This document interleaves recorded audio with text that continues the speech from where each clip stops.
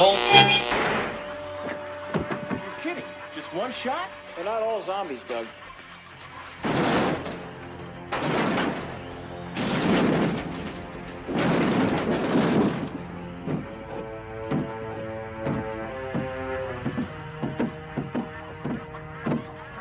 How do you fight this thing? Maybe we could drown it in A1 sauce. Well, sometimes that is better. The person you put up there ain't the person that comes back. It's a dance song to get down with. About 6 feet under. Get there. Ooh, I love this song.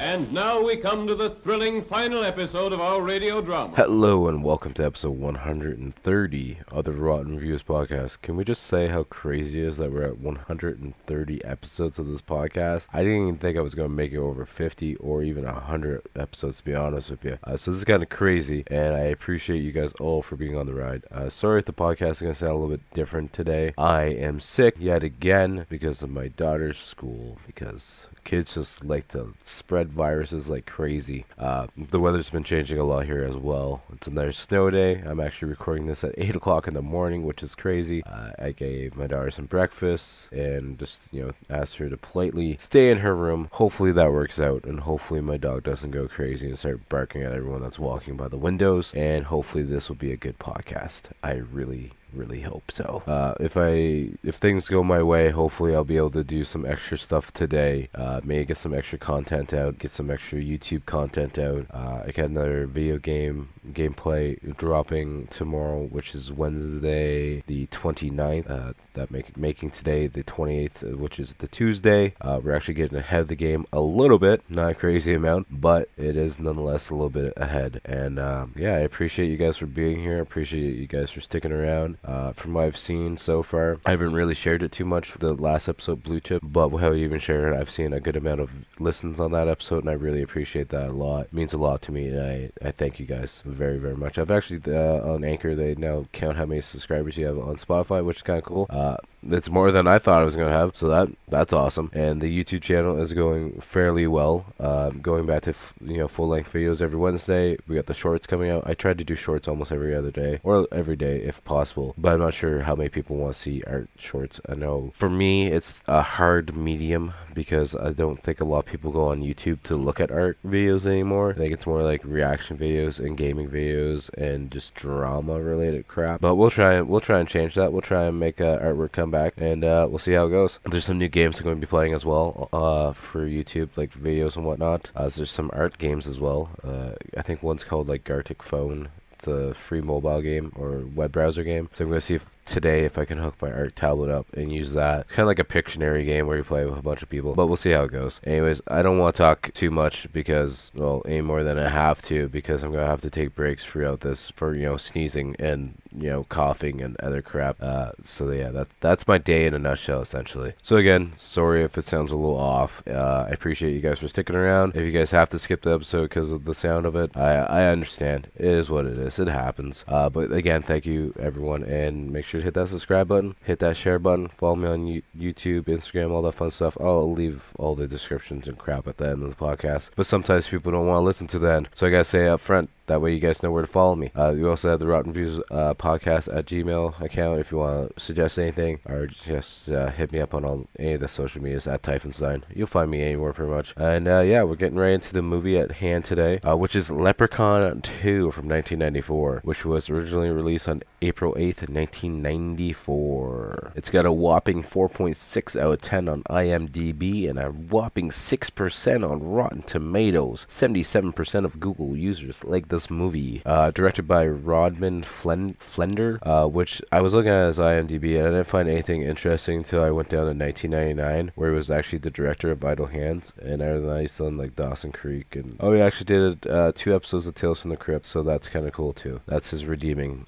factors in this part. But yeah, it had a budget of $2 million and a box office of $2.3 million, and it's distributed by Trimark Pictures in, I believe, Lionsgate. Quick synopsis: Leprechaun Warwick Davis surfaces in Los Angeles to claim a bride, as his previous object of affection was denied to him 1,000 years before in Ireland. He kidnaps teenager Bridget, grotesquely murdering anyone who gets in his way, which, you know, there's only a couple people he murders, but whatever. It falls to Bridget's boyfriend Cody to rescue her. Cody enlists the aid of his preptile tipsy uncle Morty. I didn't even know he was his uncle, but who decides to go after the homicidal Leprechaun's pot of gold. That's a description on Google for you guys. But yeah, it's got Warwick Davis in it. You know, I'm pretty sure everyone pretty much knows what he's known for, which is really Leprechaun, let's be honest. But also Willow. He's also in The Hitchhiker's Guide to the Galaxy as Marvin, and I believe he's reprising the role of Willow in the TV series that came out last year. I could be wrong. I haven't watched it at all, and I probably won't watch it at all, to be honest with you. Presents Saturday Night at the Movies, the television series which each week brings you the finest in recent motion pictures. Tonight, Soon, my dear. It's almost time. True love can be hard to find. For some, it takes a lifetime. For him, it took 1,000 years. God bless you. And now that he's finally found her, he's going to love her I'm back. to death.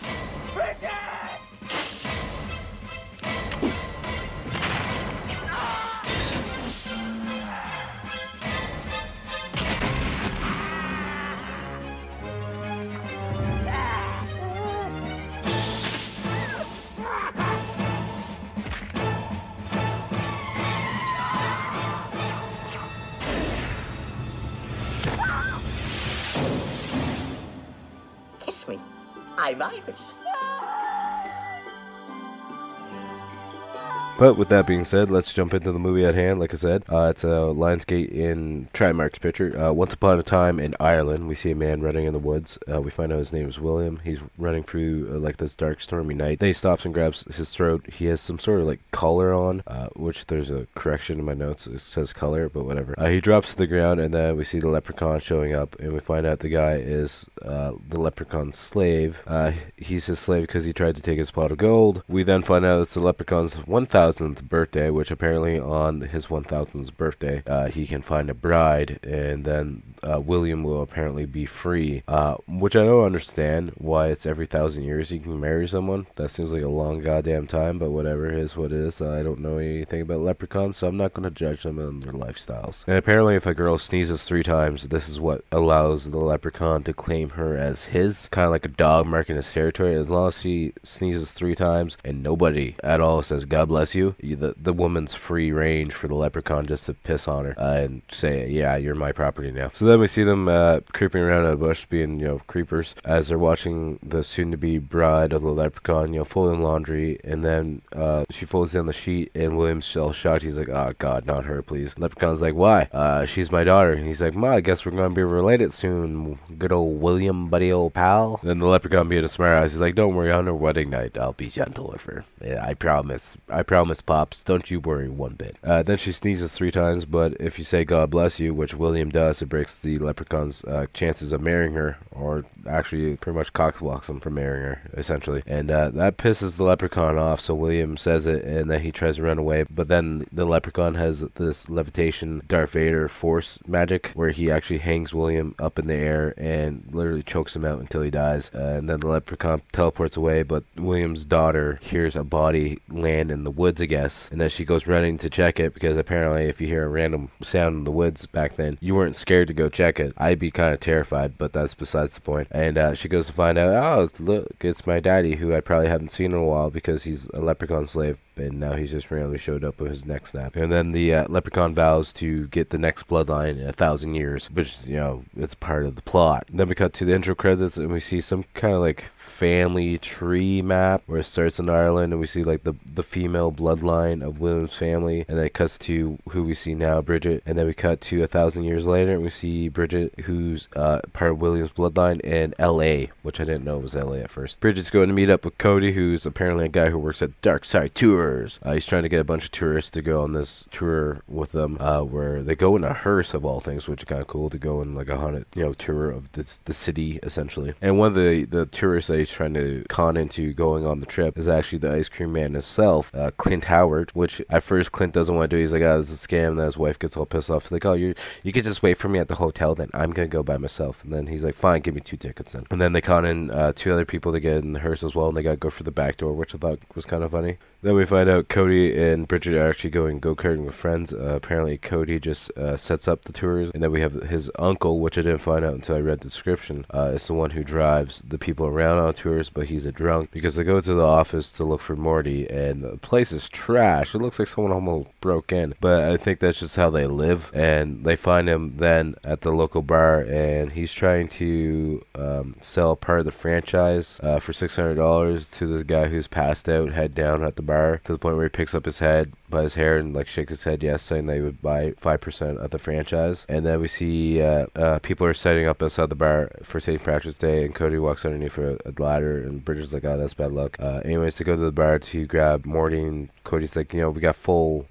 hearse ride now. You gotta get the hell out of here and actually do your job, or we're not gonna have money to pay the rent essentially. And Morty doesn't care. He's like, ah, they can wait. I'm just gonna have a few more drinks. Morty asks for another drink, and that's when the bartender gives him I forget what it's called, but anyways, it's cola and water, and he spits it out, and the bartender's like, yeah, you're cut off. So Cody takes Morty into the washroom, where the bartender also gives him a bucket of ice cold water with ice still in it to sober him up. That's when we then see Morty says the only thing a girl wants is to grab a guy's heart, rip it out, and throw it on the floor. Then Morty tries to leave the washroom, but he can't even find the door out of the washroom. He walks into a stall. He's like, there's no door in here. Where are we going? How do we do this? Then Bridget knocks on the door, and we find out they're 30 minutes late for their go-karting get-together with their friends. And then we see Cody leaving the washroom and taking Bridget to the hearse, and she's like, oh, Morty's going to give us a ride to the go-kart thing. He's like, well, you know, essentially about that, we have a rule where we don't turn down customers, but we also don't kill the customers at all. So we're going to have to do the tour for them, and then we'll hang out the go-kart thing afterwards, after we're done everything. And that doesn't make her too happy at all. Anyways, they're on the tour, and they stop at this house that requires cue card, I guess, number 15 for him to read off about the house. And we find out Bridget gives him the wrong card on purpose just because she's pissed off. A woman scorned, essentially. And this lady comes out of the house and throws a bucket of water on the hearse. He's like, my husband's sick.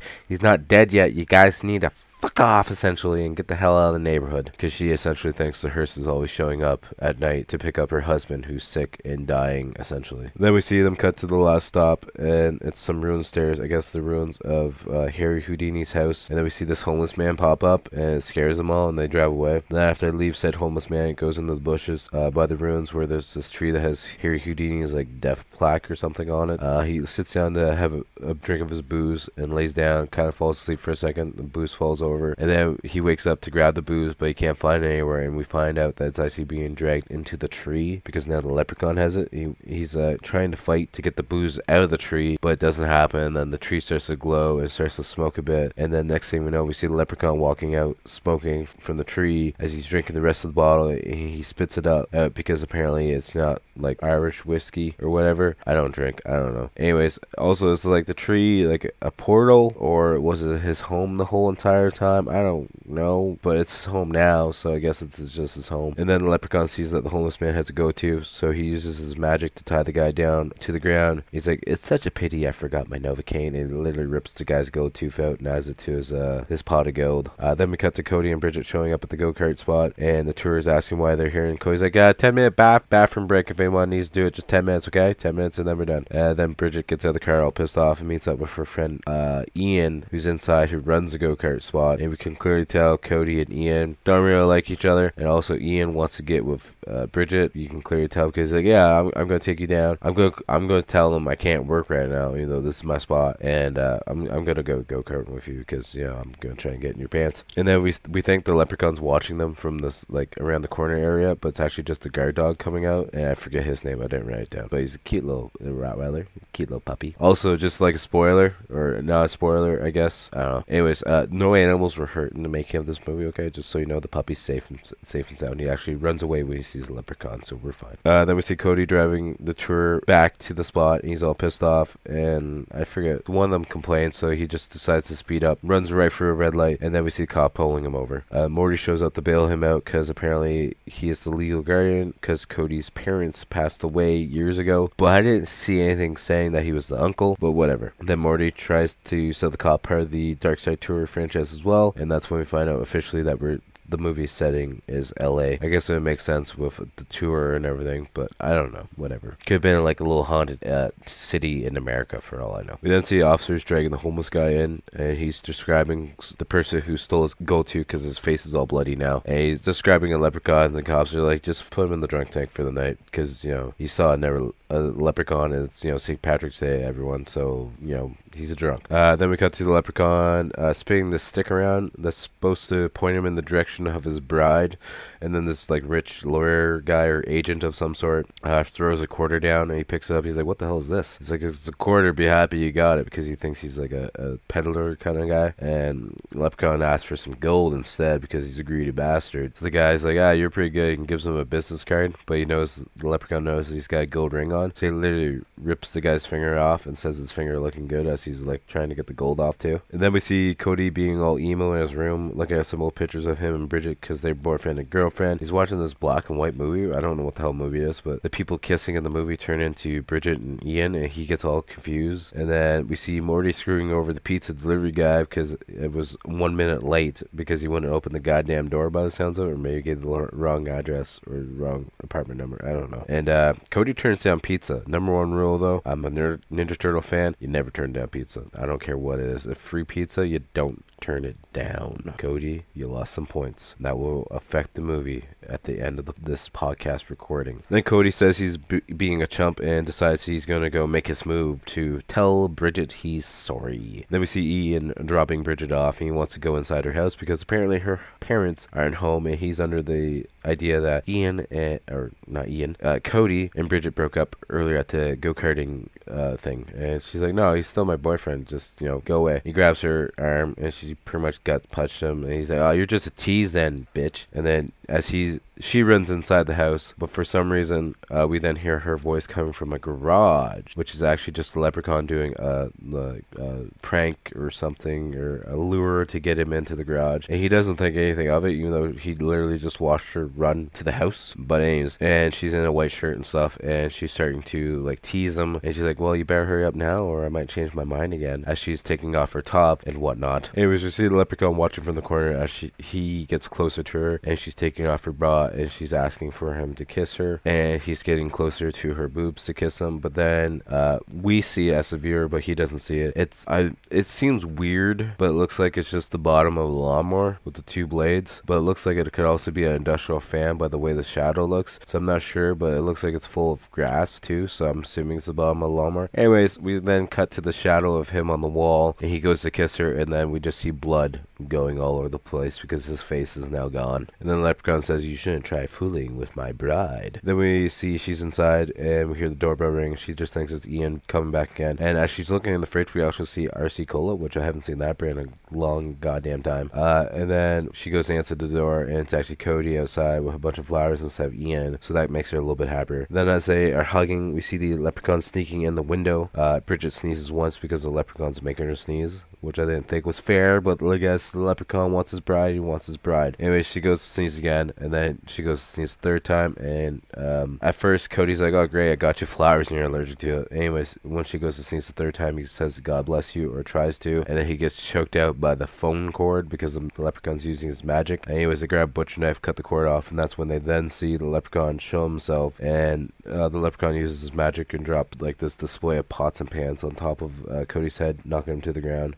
Bridget goes to run away, goes out the front door, and that's when we see Ian's dead body hanging in front of the front door. So then the leprechaun goes and throws the slave collar on Bridget. As he's dragging her over, she knocks over his pot of gold. One of the pieces of gold starts rolling into the kitchen and hits the piece of gold hits Cody right in the middle of the fingers, and which is enough force apparently to wake him up from his head injury. Anyways, he keeps the piece of gold because he's like, oh, mine now, I'm going to keep it. As the pot of gold is knocked over, the leprechaun goes to pick it up, and Bridget goes to grab Cody to run away. And then we see the leprechaun drop Cody to the ground because I think he hits him in like the back of the knee. And then I think Cody grabs like one of the pokers from the fireplace, and it's wrought iron, and we find out the leprechaun can be burnt by wrought iron. But then the leprechaun pretty much teleports away with Bridget. Then we see Bridget and the leprechaun back in Houdini's tree. Much more spacious inside than it looks on the outside. Very, very nice tiny home, expanded. Then he offers to give her some Irish whiskey to help set the mood. So their little leprechaun buddy's setting up the drink. She grabs a rock and smashes him in the back of the head, and then she runs through the tunnels of the tree, and that's when she finds a skeleton. Apparently that's a William skeleton stuck into the roots. Then the leprechaun wraps her up in a blanket, which is actually a burlap sack, and then mentions how she's going to be full of his litter, because apparently leprechauns don't have one or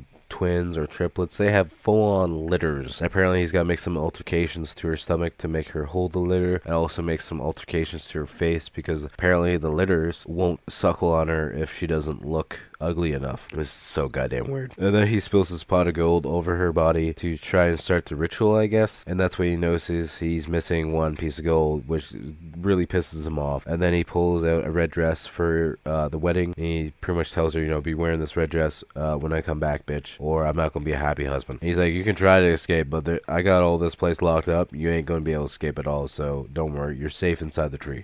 She runs down like a root tunnel in the tree, and then it changes in the house, and then we see the cops at Bridget's home, and they think Cody is a suspect of her missing, and also that they found a dead body there as well. And apparently they know that Bridget and Cody had a fight earlier in the day. I'm not sure how they found that out, because nobody else was in the goddamn room when they had the fight, but whatever. And they can't ask Ian because Ian's dead already, but it's fine. Bridget opens another door in the home, and it just takes her into a different part of the tree, and then she's all pissed off, and she starts collecting rocks. Then we see Cody showing up as Morty is, being questioned by the cops, and you kind of signals for Cody to disappear. Morty goes back into his home, and that's when we find out Cody's already inside because he used the fire exit, and Morty's like, everyone's looking for you because Bridget is missing, and there's a dead kid found in her home. Then we see them looking at the old gold coin he got, and he's trying to convince Morty that he saw an actual leprechaun, and they're reading a book about, I guess, leprechauns or gold coins, and Morty's like, this book should have been returned to the library 5 years ago. And Morty says they don't exist, and the leprechaun pops up on the table and literally bitch slaps Morty in the face. Then Cody tries to make a deal with the leprechaun. He's like,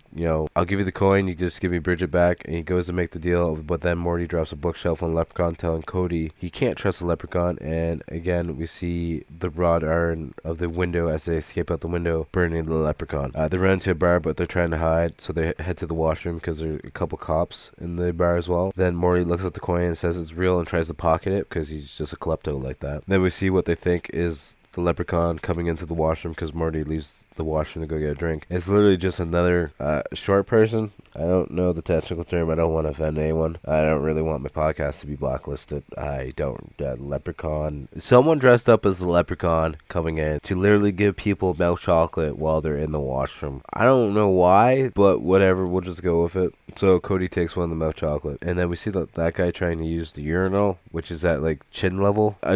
Whatever, dude. More power to you. And then as Cody's leaving the washroom, he bumps into another short person. And then we see like another 6 of them coming in the bar all as leprechauns. I'm like, I guess, it's LA. I don't know. It could be very common for all I know. I really don't. Then Cody goes to talk to Morty, and Morty's just staring off. He's like, he's here. He's at the other end of the bar watching us, and he's tapping the bar, very pissed off looking. And then the leprechaun teleports right beside them, and then Morty grabs the bar's attention to be like, hey, my buddy here, newlywed, let's raise a drink to him and let's give him some shots. And then Morty makes a joke about how he's leprechaun's not proper Irish because he can't hold his liquor. And then they start getting into a drinking contest where Morty then asks the bartender for the red special rye, which is just the Coke and water, because he's going to have a drinking contest, and he's going to make the Leprechaun get drunk while Morty stays sober. Then we see Bridget with a sack of rocks trying to leave a trail to try and get out, but every time she drops down the rocks they just slowly disappear. Then we see the Leprechaun drunk at the bar slurring his word. Then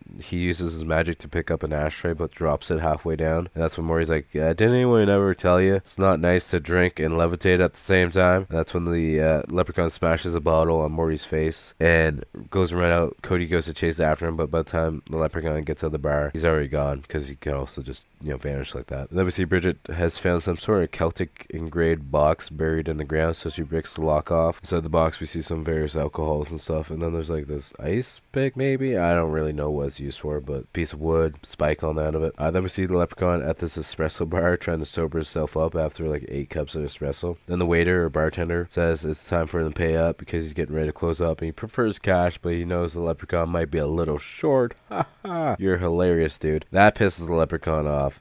He stabs him in the hands, both hands, to the bar, and turns the espresso machine on, and just has the steam running in the guy's face to the pretty much his face melts. And then we see them breaking into the go-kart area because Cody has the idea to use the big iron safe inside this go-kart area to trap the Leprechaun inside.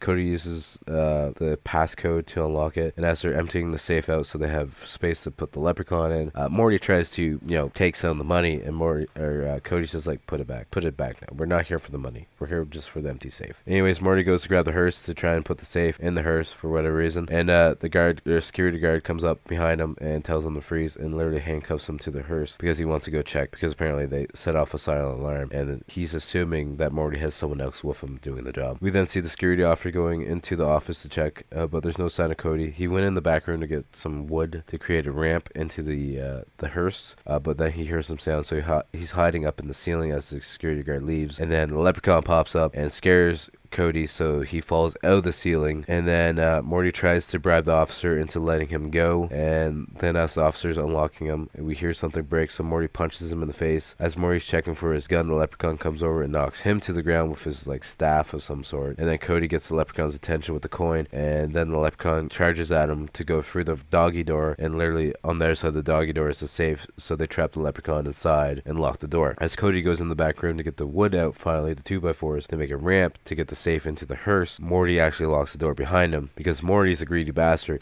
and he wants his 3 wishes from the Leprechaun because he's the bastard. So then Morty wishes for the Leprechaun's pot of gold.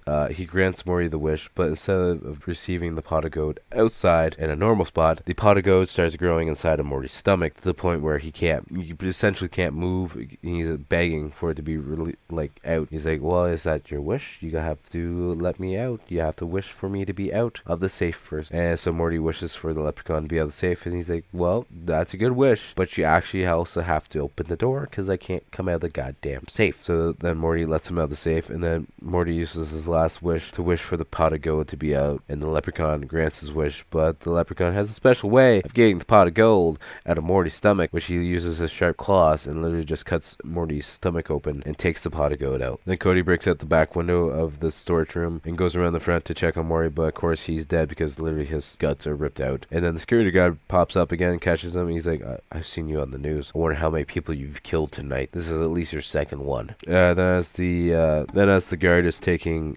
Cody out of the building, we hear a little girl's voice yelling for help as the guys have kidnapped her or hurt her. So they go to check it out, and Cody's telling them to stop because there's a trap. And that's when we then see the Leprechaun's in a go-kart, but it's all tripped out and like modded out and it has spikes and everything all over it. It looks kind of cool. But anyways, he literally chases after them. Cody runs off in one spot and the guard starts shooting at him, and then the guard runs away, and then next thing we know, we see the guard get ran over twice, to do the kill shot to make sure he's actually dead. And then we see the Leprechaun drive at Cody because I think Cody fell on the ground as he's running away, and the go-kart actually goes right through Cody because apparently we find out that as long as Cody has this piece of gold, the Leprechaun can't hurt him in any way at all. Then the Leprechaun disappears and Cody gets in the hearse to go hunt him down because he knows where he lives because he lives in that damn tree. Then we see the leprechaun showing back up in the tree, and we see Bridget is in the red dress, and the leprechaun says they have to get ready for because they got visitors coming, and she's being all like smooth talking to him and filling him up and be like, you know, you've waited 1,000 years for this. And anyways, she then tries to stab him in the back of the head or the throat or the neck or somewhere. I don't know. I looked away for 2 seconds. And anyways, the spike actually bends, and he gets all pissed off because apparently he got it from like a family member a million gazillion years ago. And then he uses the collar to pretty much, you know, tie her to the bed so she can't leave. Then we see Cody showing up to the tree and making it inside with no issue. Then these bugs start dropping on his head, and he starts freaking out a bit. Then he sees the leprechaun, and then he freaks out some more, and the leprechaun runs away. And then Cody's making his way through the tunnels, and then the skeleton sees it. He's like, oh, that's stupid. It's just a prop anyways. And then the skeleton comes alive and starts asking for the coin and attacking him. So then Cody's fighting the skeleton as Bridget's trying to grab the bent spike to try and use it to get her collar off. And then Cody grabs like a tree root and knocks the skeleton head and caves in part of his head and drops him on the ground. Then the skeleton comes back and he smashes him till he falls into pieces. Then Cody is looking around for Bridget, and he falls into a random hole that has like vines or roots or something in it, and the leprechaun's trying to attack him, and then the roots all disappear and the leprechaun disappears. And then Cody finds Bridget as she has the spike again and gets the collar off. Bridget goes to run away, and the leprechaun chases after her. Then Cody finds her again, and they try to find a way out together. They keep running around in circles, and then somehow Cody loses Bridget again while they're running around in circles. Then he finds her again, and then she's like, oh, I found a way out, but you know, there's just one thing to get out. We have to leave the coin here, that way we can get out. And then she changes it to, you know, just give me the coin and it'll be okay. And then he gives her the coin, and then she starts walking backwards and start laughing, and then the voice changes into the leprechaun, and then she fully changes into the leprechaun, and he's laughing about fooling Cody, or so you think. Then the leprechaun uses his magic, and it throws Cody backwards, and it looks like he gets impaled by the iron rod. And then Bridget's all sad over it. She's like, it's over? You actually killed him? Like, this is what my life is going to be? And then Cody comes up behind her, pushes her out of the way, and stabs that leprechaun in the stomach with the iron rod, and he starts like flashing. He's like, haha, sucker, it smelled chocolate. That's a coin you got. And then they go to run out the tree, because now they know the exit somehow, because apparently the leprechaun's going to explode, so they automatically know the exit route now. Whatever.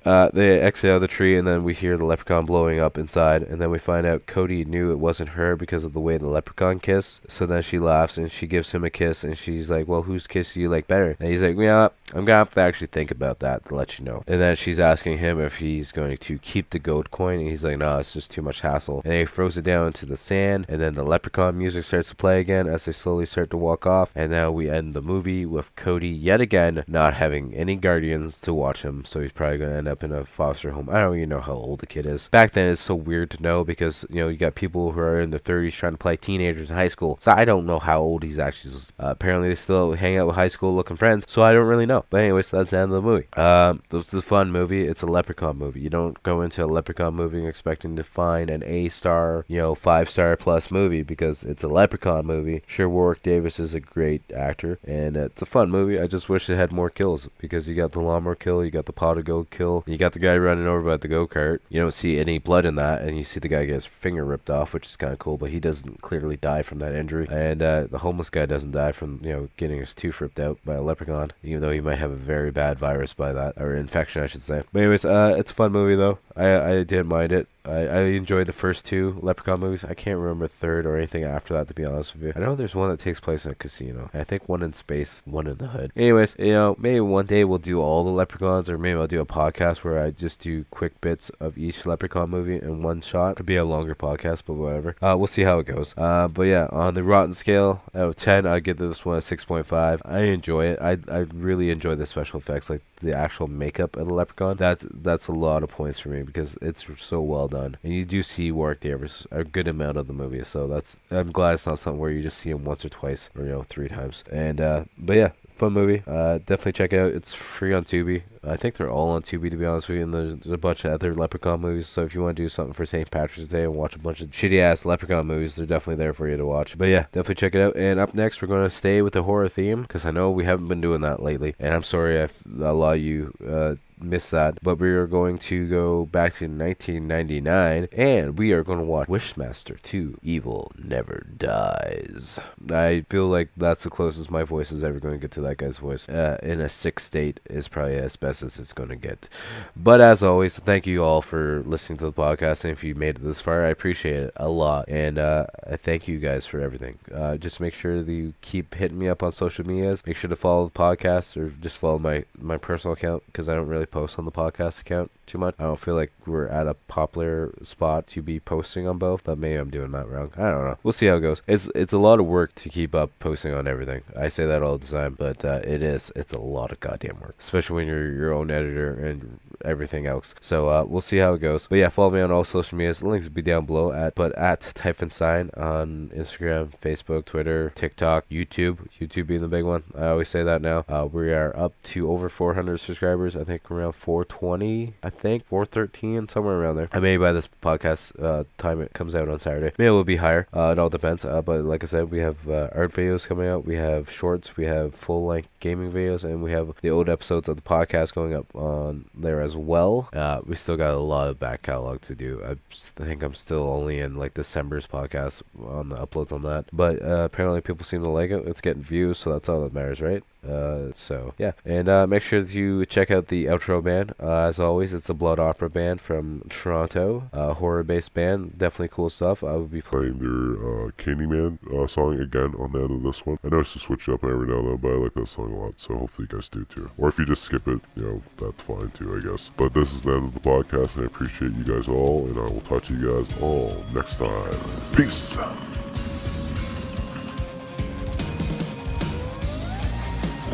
Whisper in the classroom, the writing on the wall. What's blood?